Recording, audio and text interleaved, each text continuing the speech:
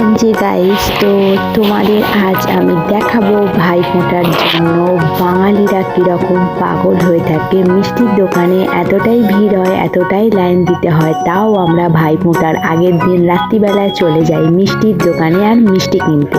যারা হিন্দু আর যারা বাঙালি তারা আজকের এই ব্লগটা দেখে খুব এন্টারটেনমেন্ট করবে নিজেদেরকে, আর হবে খুব এন্টারটেনমেন্ট, কারণ এটা হচ্ছে পুরো হিন্দুদের আর বাঙালিদের খুব প্রিয় একটা অনুষ্ঠান, যেটা হচ্ছে ভাইফোঁটা, যেখানে ভাই আর বোনের খুব মিষ্টির সম্পর্কটা স্বীকৃতি দিয়ে থাকি আমরা, যেটা হচ্ছে ভাইফোঁটা। যারা নিজেদের দাদা আছে বা যারা নিজেদের বোন আছে তারা তো খুব ভালোই রিলেট করতে পারবে আমার যখন এই ভিডিওটা দেখবে।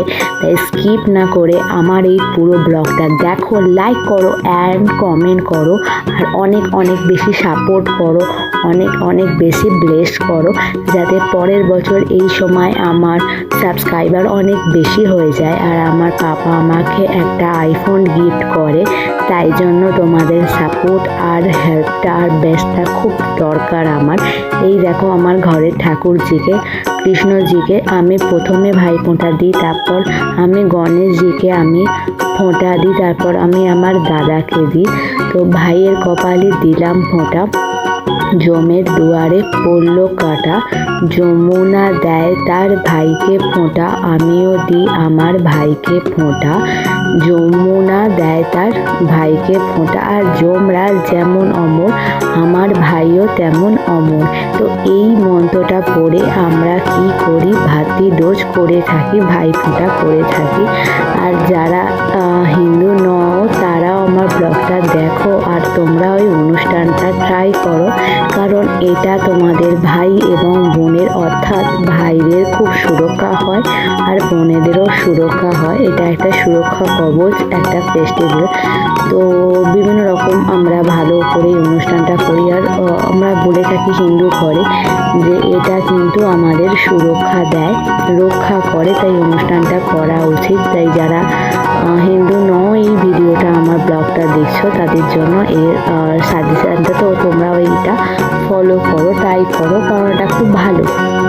তো এই বলে আমরা আশীর্বাদ করি আর মিষ্টি খাই, আর তারপরে কিন্তু আমাদের এই অনুষ্ঠানটা শেষ হয়। আর তারপর তারপরে কি ভাইফোঁটার পর ছট পুজো ছিল। তো আমি ছট পুজো এবছর ঠেকুয়া আর টিটি চকা ট্রাই করেছিলাম, এতটাই ভালো হয়েছিল ঠেকুয়া আর টিটি চকাটা। তো ফ্যামিলি মেম্বাররা বললো ওয়াও, সুপার সুপার সুপার।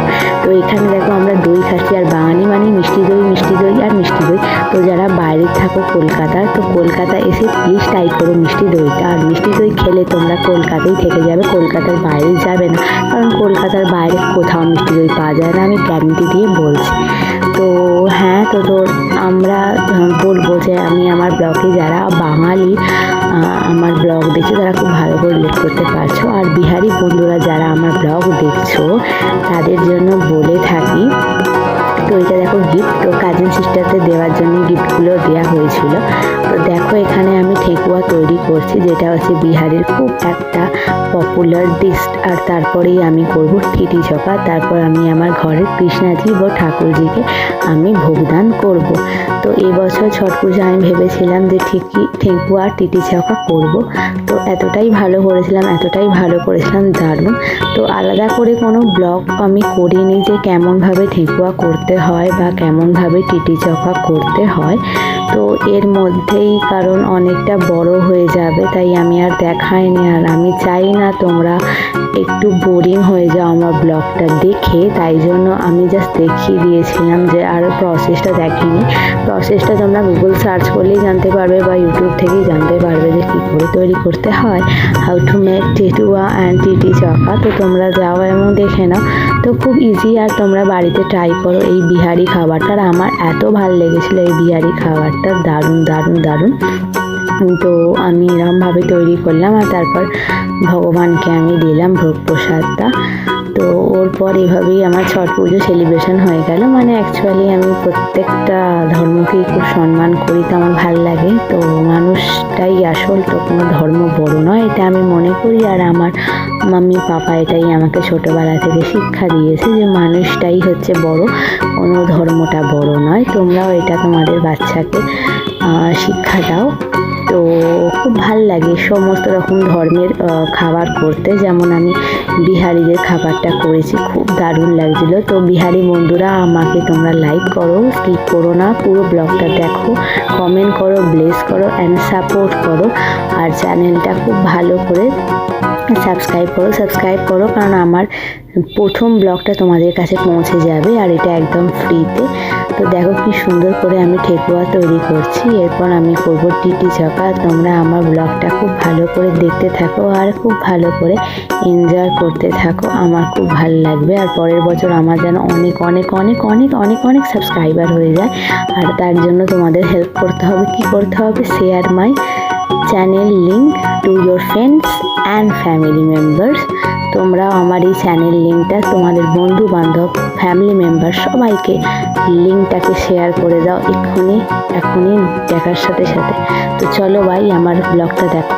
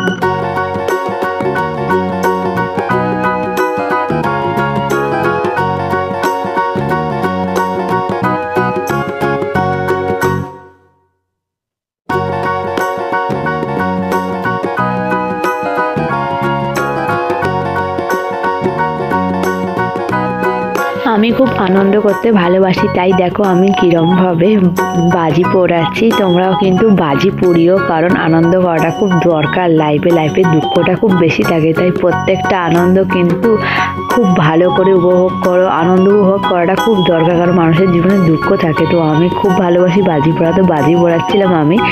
তো হ্যাঁ, তোমরা ভালো করে বাজি পোড়াও আর আমার এগুলোকে ইগনোর করো আর খুব ভালো করে আমাকে ব্লেস করো। আর এসব ইয়ার্কিগুলো ইগনোর করে ব্লেস করো। আর আমার ব্লগটা দেখো। তারপর দেখো আমি দাঁড়িয়েছিলাম আমার বারান্দা, যেখানে আমি লাইট দিয়ে সাজিয়েছিলাম। আমার নিজের বারান্দাটা আমি খুব ভালো করে সাজিয়েছিলাম। টাটা বাই বাই, মুয়া, take care, love you guys.